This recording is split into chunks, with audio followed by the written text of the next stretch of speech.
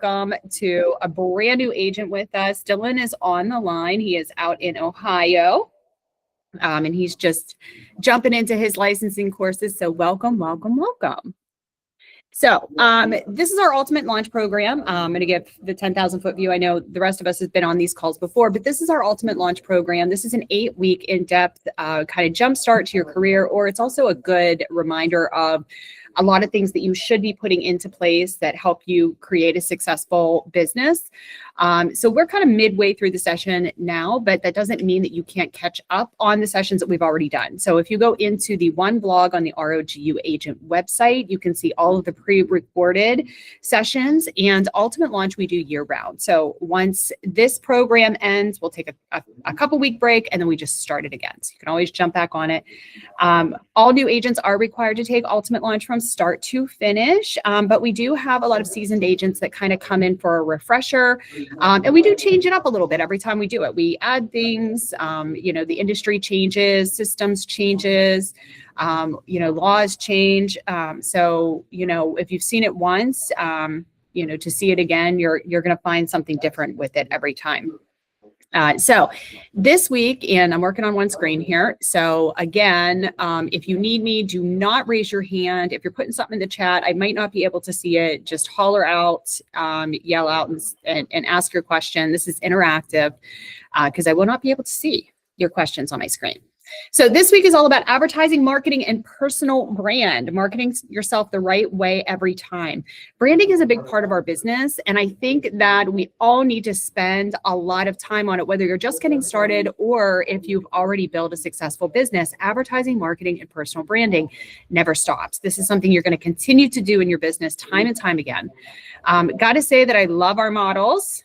I love our models. There's Darcy and Trisha there on our last lifestyle photography shoot. We'll have another one of those in the spring. So don't worry, if you're new to Realty One, you will have that opportunity to have lifestyle photography for your branding at no cost. And you also get to be the models on our trainings and our advertising. So why marketing matters. If they don't see you, then they can't hire you. That's just the way that it works. If they can't see you, they can't hire you. Marketing creates visibility. Visibility builds familiarity. I can't talk today. And familiarity builds trust. Okay. So if they see you out there, if they see you doing the things out in real estate, if you're giving valuable information to the community, it automatically gets them to remember who you are, what you do, and trust that you can do it right. There is purpose over popularity. Marketing should support your business goals, and every post should have a purpose. Likes don't equal leads. Just because you have the most amount of followers, just because you have the most amount of hearts or most amount of likes, that does not equal to dollars.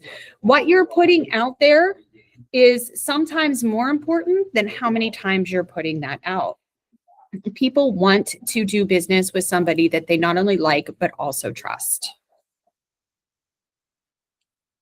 So personal brand versus brokerage brand. Okay, so this is a common thing that I get when I'm talking to agents who are maybe not having good results at their current brokerage. They'll say, well, my brokerage isn't doing anything to advertise me. And I'm like, okay, well, that is a common problem in our industry, but it's bigger than that. Okay, it's bigger than that.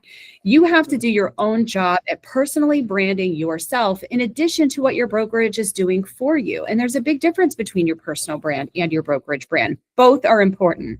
But your personal brand is how people experience you, the tone of your voice, the way that you hold yourself, the values that you set yourself by, your reputation over time. So you've seen agents going out there and posting like testimonials or just listed, just sold, and their photos holding the big, a big key with their clients. That's your reputation. That's your resume. So we need you to brag about it. And also what you bring to the table that others don't. That is called your value proposition. And we talk about a unique value proposition time and time and time again. In an industry that is flooded by real estate professionals, we can't all be doing the same thing. We can't all be offering the same thing. Each one of our agents here at this brokerage is completely unique. We are one of the most diverse brokerages in our area, and that is by design. Our people are young, they are old, they are different colors, they come from different life steps, they come from different areas, they have different interests and different experiences, they speak different, they hold themselves different. We want you to be as unique as the clients that you serve. Believe it or not, that people are more likely to trust people and do business with people that they think are like them, which is why we hire real people within our community to serve our community, because who's better to represent them than you, right? So your personal branding needs to display that, who you are at the core, what you care about, because that's what your clients are going to be caring about as well. So what are the foundations of a personal brand? Okay, so first is a professional headshot. We all know that. Your headshot should look like you. Okay, so I just saw, and I haven't been able to see if he jumped on or not, but I'm going to pick on Ryan Dugas here. Ryan is newer with us. He's in the Elwood City office, and he's a big hunting enthusiast. So he did his first marketing post that I saw that had him in his hunting gear that says, "Are you hunting for a new house? I can help." I love that. I love that because it not only brought that personal brand, like this is who I am as a person, this is who I am as a core, but this is also something that's relatable to other people. I love seeing posts like that so that your audience gets to see you genuinely who you are. What I hate is that when I see a headshot of somebody I personally know, whether in this brokerage or otherwise, and the headshot is AI and they're in a suit and a tie and they look all buttoned up, and really I know they like drive a motorcycle, or they're a farm person, or whatever the case may be. It doesn't relate. Your headshot should show who you are to your core. Okay. Now, if you are a very professional, very snazzy, then that's who your headshot should be. I'm not saying anybody don't wear a suit and tie, but your personality should shine through into your headshot as you as a unique individual. Your agent logo is also just as important. So coming up with a great agent logo, something that's easily recognizable, something that you're using over and over and over again on your advertising, is definitely key. Now, one thing I say about agent logos is logos in general. So if I tell you, and just holler out the answer, if I tell you which company has a logo that has golden arches, who is it? McDonald's. Yeah, McDonald's. What about a swoosh? Nike.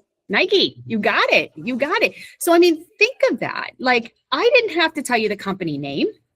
I didn't have to tell you the industry. I didn't have to give you any clues. You automatically known just by my words, without even seeing the logo, who that company was, because they're very, very good at branding, right? They're very good at branding.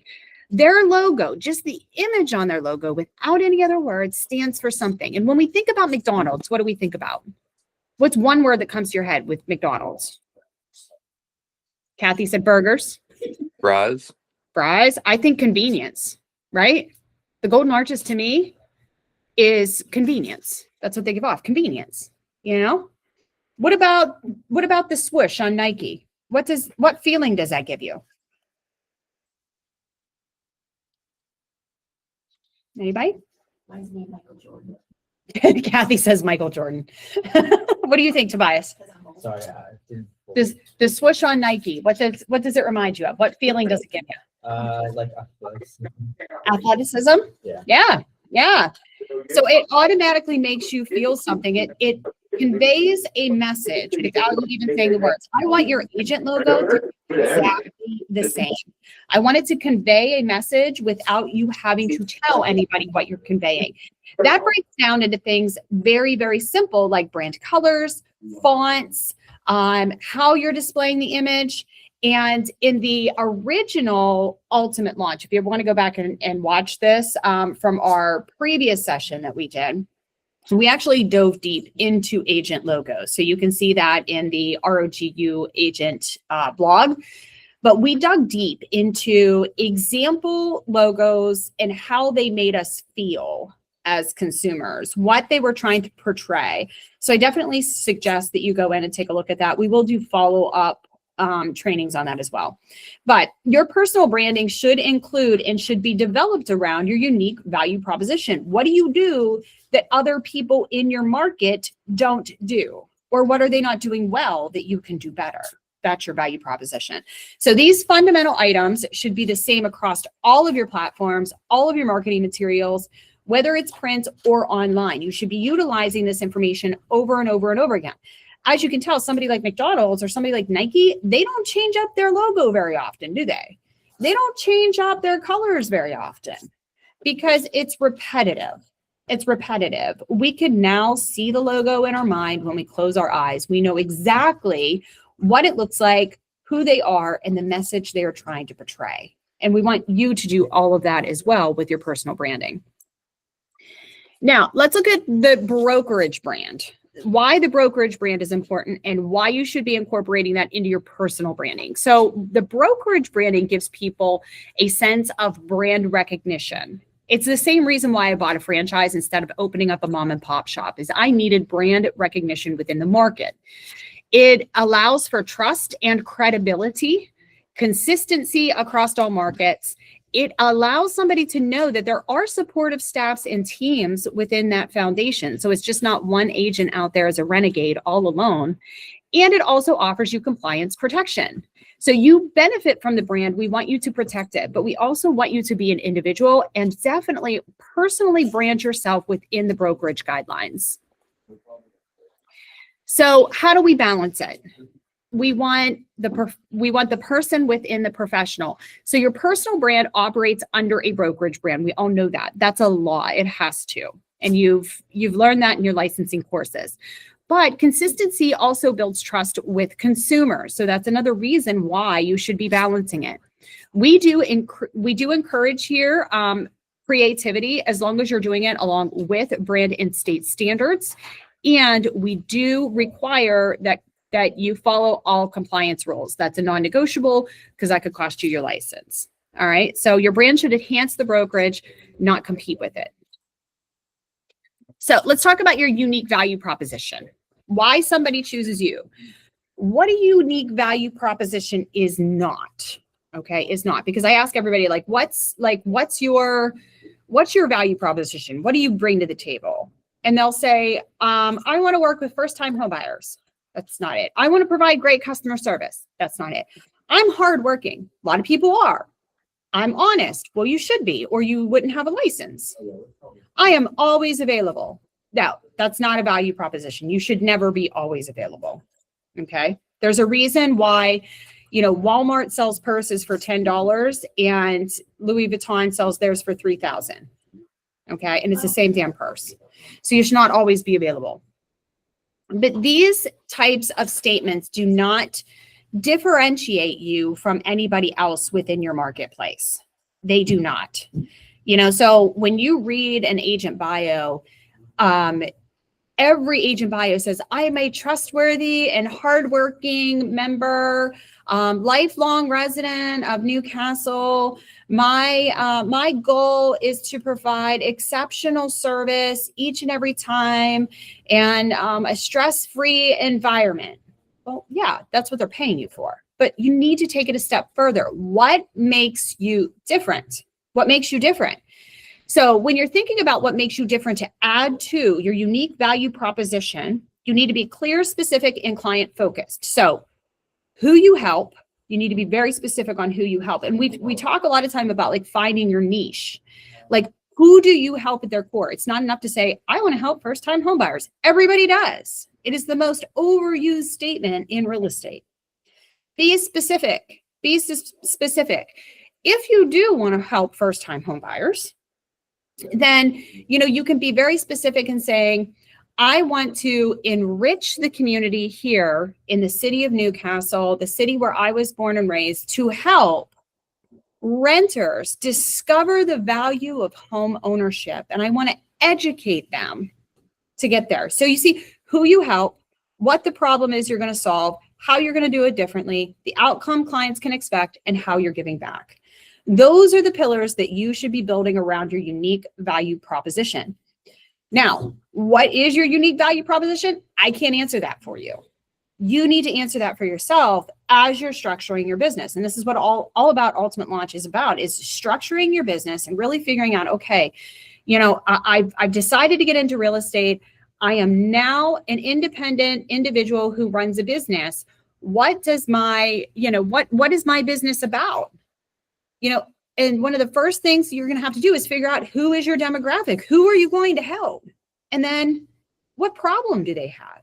How are you going to help them? How are you going to do it differently? How is the outcome going to be any different than than somebody else that's in the market? And there are hundreds. So you need to answer those questions and be very clear about your purpose. It's also important to keep things simple. Don't make it really flashy. I help first-time buyers feel confident and prepared every step of the process by offering clarity and education at every step. Keep it simple. I specialize in guiding busy professionals through smooth, efficient transactions by offering communication systems fueled to maximize time efficiency. Or I help sellers maximize value through strategic pricing and marketing by offering a comprehensive market research and data.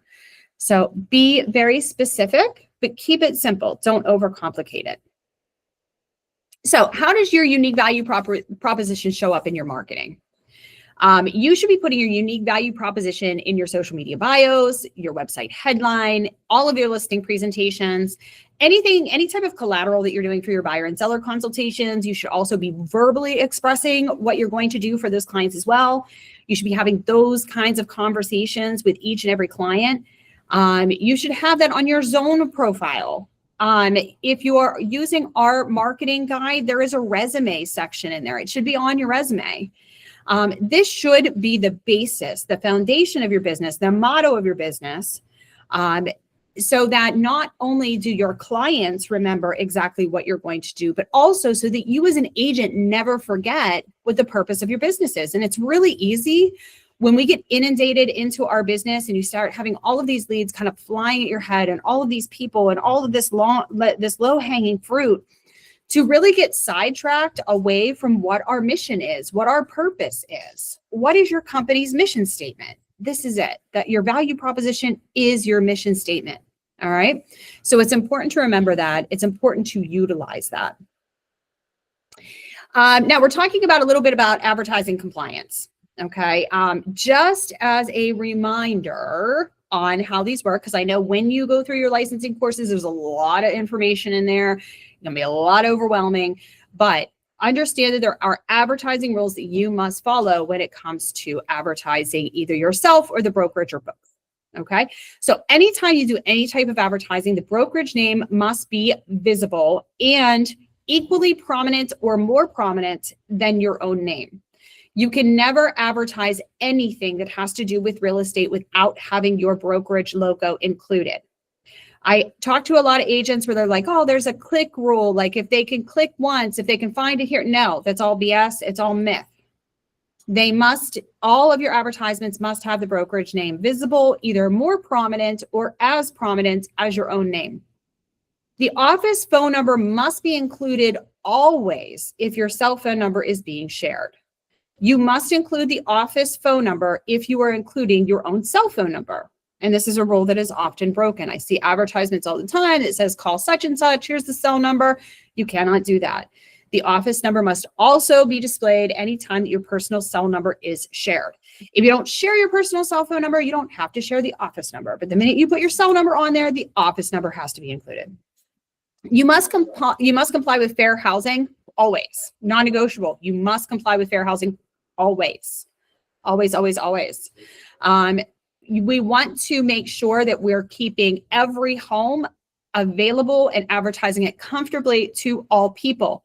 One of the most common things that we find is the family rule that's broken. All right. So if you've ever gotten a nastygram from your TC, giving you that gentle reminder that you've broken the rules, this is why. It is the most commonly broken fair housing compliance rule, and that is excluding people of familiar status. Okay. So you cannot use words like perfect for a young family or great backyard for family barbecues or nursery or playroom. You cannot use those words.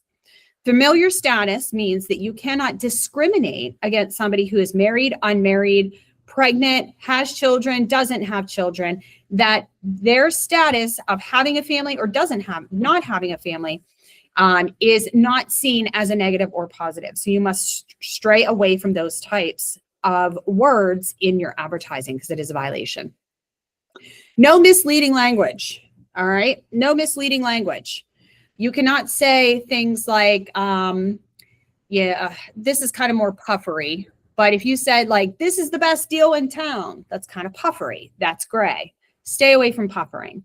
Puffering is not like illegal. It means that you're exaggerating, but we don't like to have that either.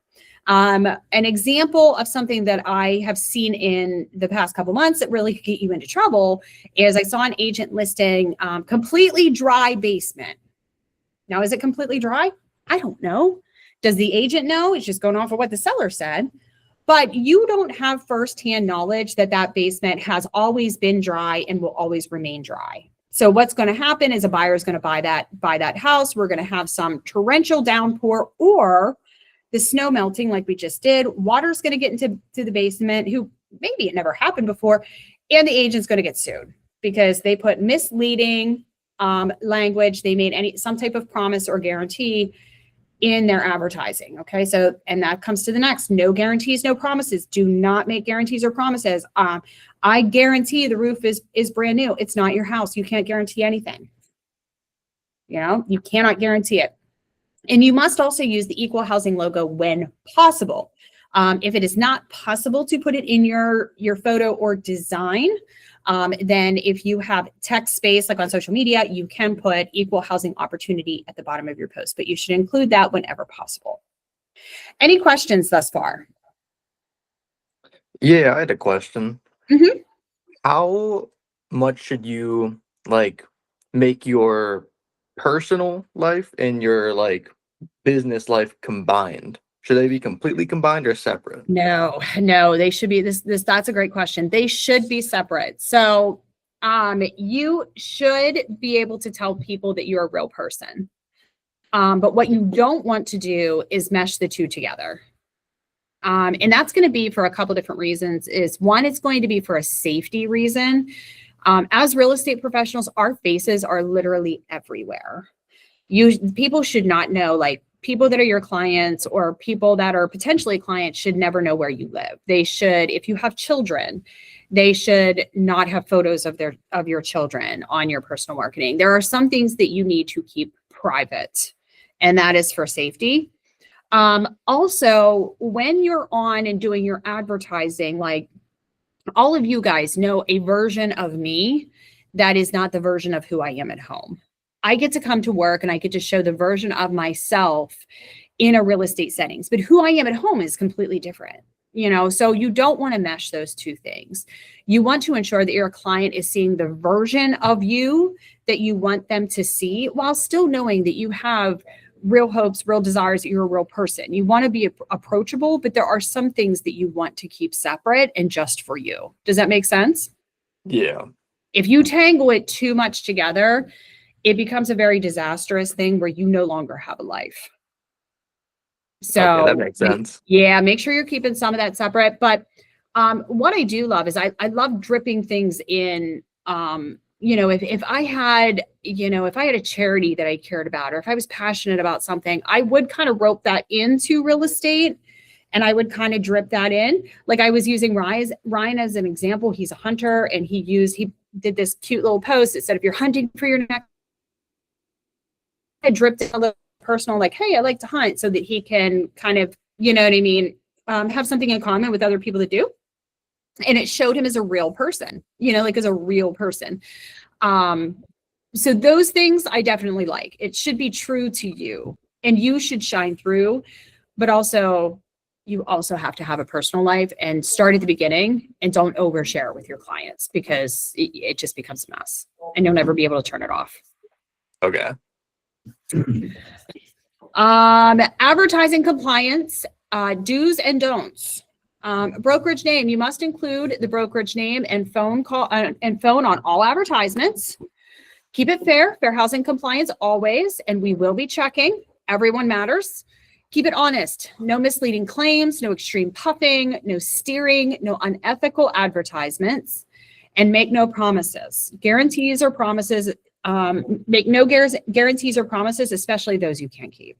Okay. And this counts for every post that you do, every sign that you put in the yard, every ad that you put in the newspaper, every email that you send. It doesn't matter how you deliver it. It must be within compliance.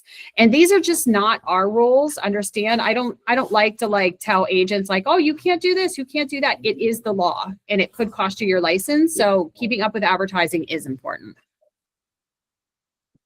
All right, so let's look at some examples of what's required. So this is required in every ad. So you must include the employing broker logo alongside your name. So if your name is going to be there, the brokerage logo has to be there. And then it gives you the Licensing and Registration Act where this is, because like I said, a lot of people say, Christina, you're just being mean. Why can't we just do what we want? It's not me, it's the law. It's the law. You must also use the name that is registered on your license through the Real Estate Commission. So my name with the commission is Christina Hoffmeyer because that is my trade name. It is a registered name that I have through the commission. It is not my legal name. It is my trade name, and I have that specifically registered. So let's say I wanted to start advertising as Chrissy Hoffmeyer. Well, I couldn't do that because it's not a registered name. I would have to go back to the commission and re-register another trade name through the commission to use the word Chrissy Hoffmeyer. Okay. So please use your registered name and include the brokerage logo every time. All advertisements should have the Equal Housing Opportunity logo on them. I don't care if you're sending a postcard, if you're doing a flyer, if you're doing a social media post, if you're doing a yard sign, there is room to put the Equal Housing Opportunity logo on there. Now, the law states that you must include it when possible. That's very laxy-daisy. My rule of thumb is that you should include it every time on every advertisement. Okay. It's a very small logo. Trust me, it will fit just about anywhere. And again, if it won't fit, you can put in those words, Equal Housing Opportunity, in your social media text posts. All right, for mass advertising, including postcards, email blast, mailers, newsletters, digital campaigns sent to the general public, you must include a disclaimer, and that is mandated to prevent interference with other agency relationships with other brokerages. Okay. Now, if you're using One Design or the Print Center, that disclosure is already going to be there, pre-printed on those documents. So with that, it is already there. You don't have to worry about it. But if you are doing something yourself, then you need to include that disclosure on there. Basically, that disclosure just states that if you're already working with another brokerage, please disregard this message. It's not our intent to interfere with another brokerage relationship. And it also has the Equal Housing Opportunity information on there as well. Images and targeting. You want to use inclusive imagery showing diversity with age, and family composition. You want to avoid ad targeting that excludes protected classes on platforms like Facebook or Google Ads. So when we talk about filters and doing kind of boosted posts or targeted posts, you need to make sure that your parameters are set for age 18 to 100 plus. So the maximum age to 18. You do not have to target to people that are under the age of 18 because they cannot sign a legally binding contract, but you do have to include all ages. As well as area, you can do a mile radius out from the pinpoint of, say, maybe a listing that you are advertising. Do it 20 miles out, 15 miles out. You can do that. Gender must include all. You must include all genders. You can also narrow them down by interest. So you can narrow them down by real estate only, but you should never be narrowing searches down on anything that is a fair housing violation. So you shouldn't be narrowing it down to like family only. That would be a violation of the familiar status, or saying, Christians only, because then that's a violation for religion. So make sure that you are not filtering any interests. And if you think that nobody's checking, I promise you they are. So just make sure that you're keeping things fair. I like to do it just based on a I will do radius. that. A radius Alright, based on perfect. wherever that ad is out of. So if we're advertising a house that's maybe in Sharon, I'm going to do a 15-mile radius or a 20-mile radius around that property pin address. And that's it. And I'm going to keep all ages, all demographics, all genders, and I'm just going to do it for the people who, are currently looking at Facebook on that 15-mile radius around that house. And that is the best way and the best practice to make sure that you are in compliance with your advertising. All right. So what happens if you, as a real estate professional, own a property and you want to sell that property? What do we have to do? So under PA Code 35 and RELRA, which you guys all learned about, a licensee who offers to sell, lease, or exchange real estate in which they have ownership interest must clearly disclose in writing that they are a licensed real estate professional. So this includes when you own the property individual, just in your name, if you own it jointly with a spouse, partner, or relative, if it's held through a trust, an LLC, or corporation that you control. So if you have some type of ownership in a company, then you also have to disclose that you own it. And if it's owned by another entity in which the licensee has ownership interest or managing authority, you must also disclose it. All right. But wait, there's more. Hold on. Give me 1 second here.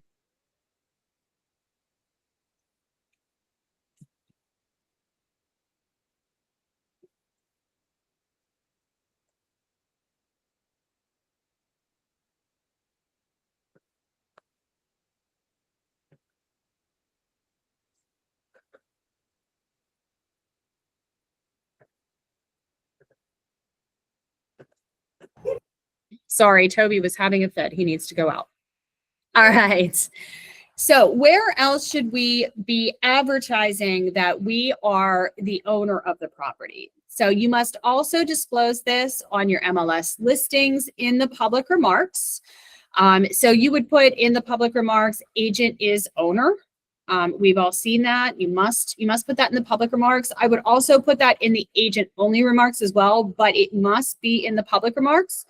It must also be disclosed on the property, on the seller's property disclosure statement. That disclosure happens right on page 1, where it asks if the owner is a licensed real estate professional. That box must be checked. You must also disclose it on the sales agreement. For example, if you're selling your own house or investment, your ownership and license status should be disclosed on the last page of the sales agreement under additional information. All right, so it is important that you disclose. What happens if we have a family-owned property? Okay. I'm so sorry. Toby, go outside. What happens if you have a family-owned property? It's not mine, it's my sister's property. Well, in Pennsylvania, you do not technically have to disclose that it's your sister's property or that there is ownership by any type of like familiar ownership. However, if you're sitting in Ohio currently, you must. So the rules are a little different. In Ohio, you must disclose if an immediate family member is selling a property through you. And in Pennsylvania, you technically don't. Then it becomes more of an ethics thing or maybe a NAR thing. So it is our brokerage policy. It is our internal policy that no matter where you live, no matter where you hang your license, you must disclose if you are selling a property on behalf of a family member. It's an easy disclosure. Just disclose in the agent remarks, agent is related to seller. You can put in what relation that is. I list homes for my dad all the time, and I put in agent is related to seller, and then I put in parentheses father and daughter. It's a simple disclosure as that. I also have him put that on the seller's disclosure that said listing agent is related to seller. So you definitely want to disclose when possible. I can tell you that The relationship between me and my father and his listed properties has been called into question because we do share the same name. Hoffmeyer is my maiden name. We share the same name. So people have brought that up of like, oh, she didn't disclose that she owns this property. I'm like, I don't, it's my dad. And then I was able to go back to the seller's disclosure that says, look, I disclosed that I don't own the property. My dad owns the property. So I was able to clear up any type of confusion or hard feelings pretty quickly. Okay. Also, disclosing relationship status between non-married persons is not a law, but it can be seen as unethical if not disclosed.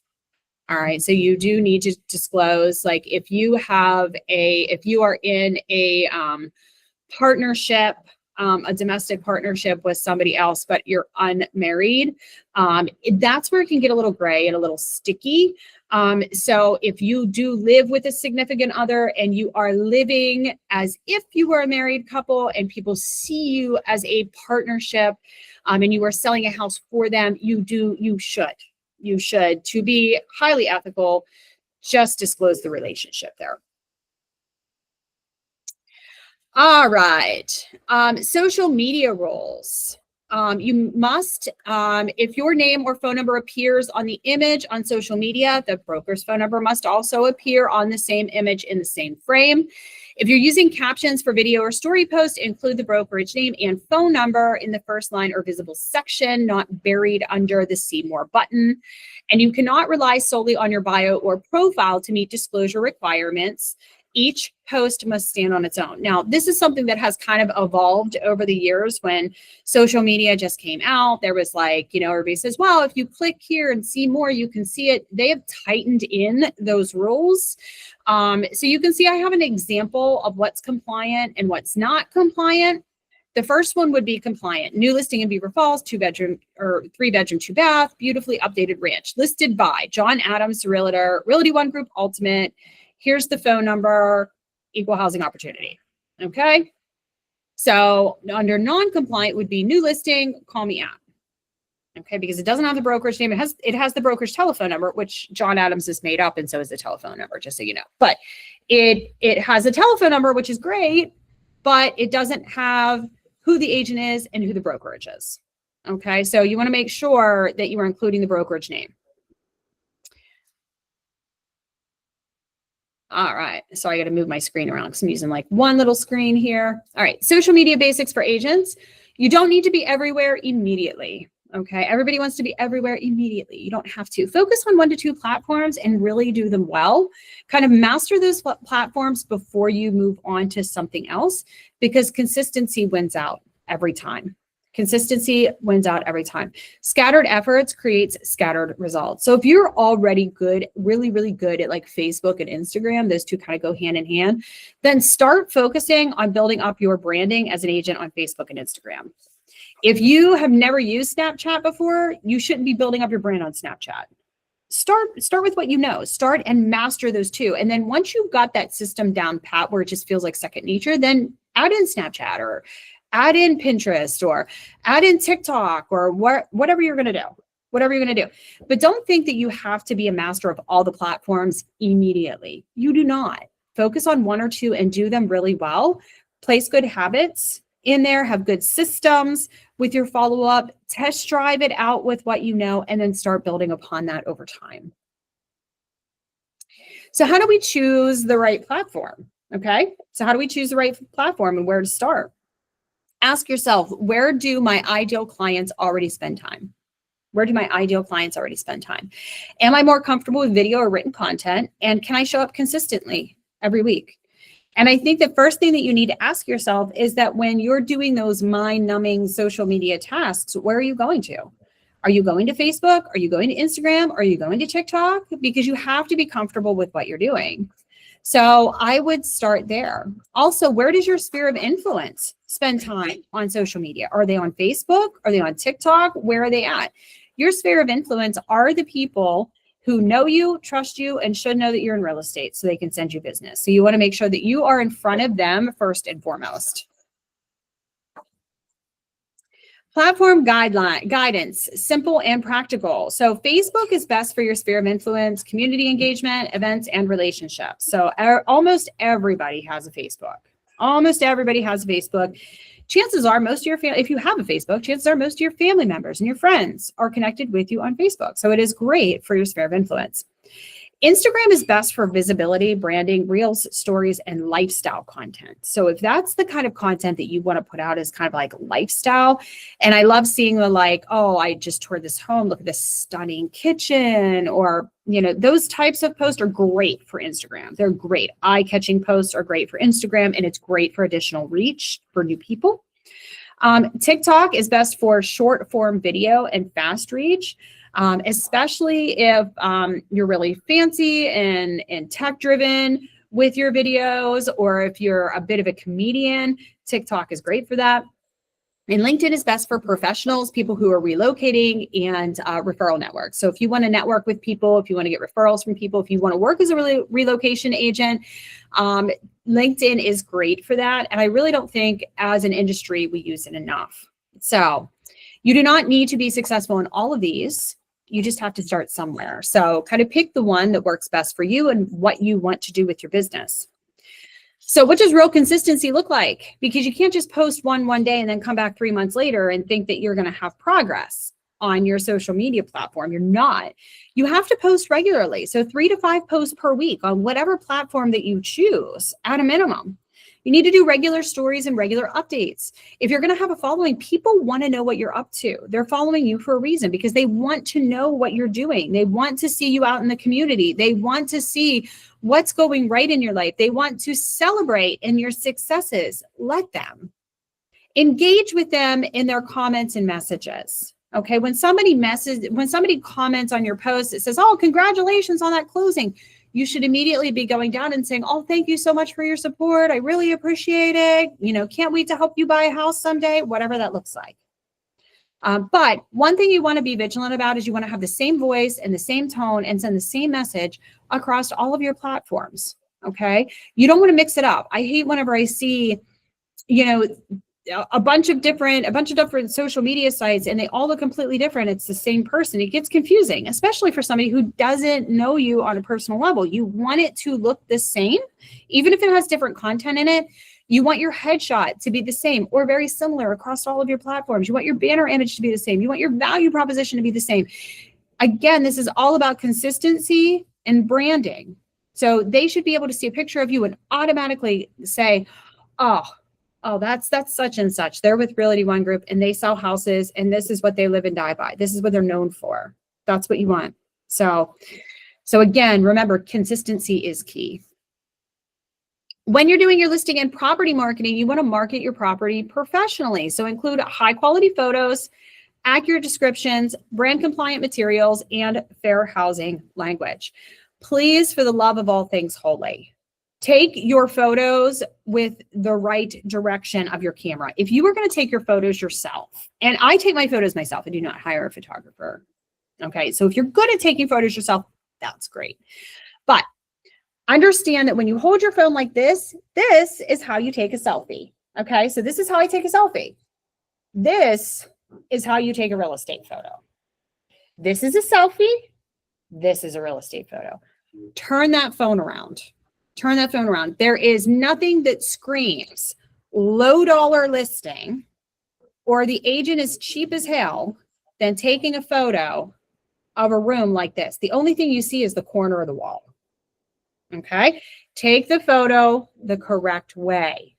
This shows that you know what you're doing.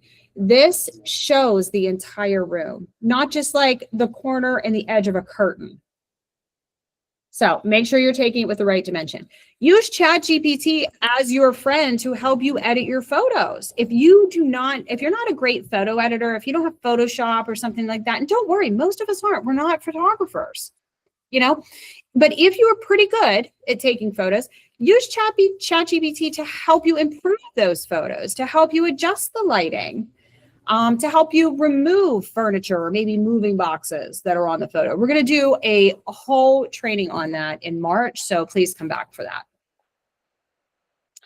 Paid versus organic advertising, knowing when to spend and when to not. So organic advertising has no direct cost, but it does require time and consistency to get leads. Organic marketing also builds trust, credibility, and recognition. It strengthens your sphere of influence, relationship, and it creates long-term brand awareness. Organic marketing can be very difficult. It takes the most amount of So we're time, in but a it is the situation best type of advertising that you can do. And I talked to. So what kind of organic marketing is included? So we have social media posts, stories and reels, email newsletters. Community involvement is huge. So Community he involvement, market updates, he wants to ask educational content, and word of mouth advertising. If, you know, it gets accepted. Now let's look at paid He asked if they advertising. needed to Paid put on advertising requires a certain budget. It requires a clear objective, requires follow-up systems, and it should support, not replace your organic efforts. Okay, so a lot of agents get Yeah, held up no, on like no, leads, yeah. like I need Zillow leads, or Okay, I so need I'll just need to get those homes.com contact leads, or I information. need, realtor.com leads. You don't have to pay for leads to be a full-time agent. You don't have to pay for leads Should to be I- successful in this business. And if you And do you pay should- for yeah. leads, before you do that, Okay. you need to understand how you are going to utilize them, how you are going to follow up with them, what is the systems that you are going to use to be successful with those leads, because they're expensive. So let's just look at like paid ads. Zillow in our area here, and I'm talking about where I'm currently sitting, Lawrence County. So if you're going to buy a Zillow lead in Lawrence County, it is going to cost you approximately $147 every time your phone rings, whether that lead converts or not. Even if it's a garbage lead, it's $147 every time that phone rings. That's a huge amount, especially when you consider that if you want your phone to ring 3 to 4 times a day, that's a heavy hit. That's a heavy hit. What I see a lot of agents doing is they start grabbing leads before they're actually ready. So you have to have a follow-up and follow-through system to be able to take full advantage of your investment in that lead. It is so important to set those systems up first, because you cannot afford to waste not even one opportunity when you are paying for your leads. So start organically. Start getting those leads organically. Start finding budget-friendly ways to get those leads, and make sure that you are using the systems that are available for you so that none of that time, energy, or money goes to waste. So when paid advertising makes sense, when does it make sense? If you have a CRM in place that you are actually using to the best of your ability. Okay, so if you're using OneSuite, you have mastered OneSuite, you're putting all of the data into OneSuite, you're using the email drip campaigns, you're putting people's birthdays in there and their house anniversaries in there, and you are using it to the full and maximum ability, then it might be time to buy leads.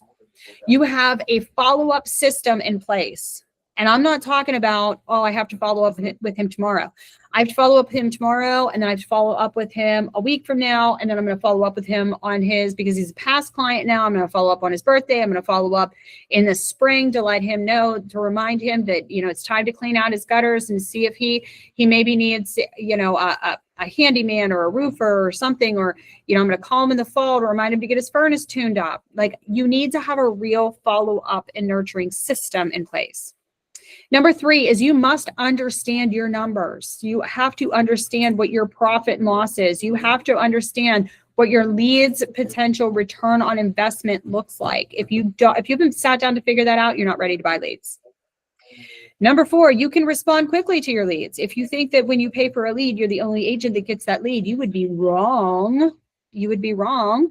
Companies like Zillow and Realtor.com make a lot of money, and they don't just make it from you. They make it from 3 other agents that they're selling those leads to. And speed to lead is a real thing. If you are not ready to pick up that phone every time it rings, or to immediately make a call when you get a text message that Realtor.com sent you another lead, do not buy leads, because they're not going to amount to anything.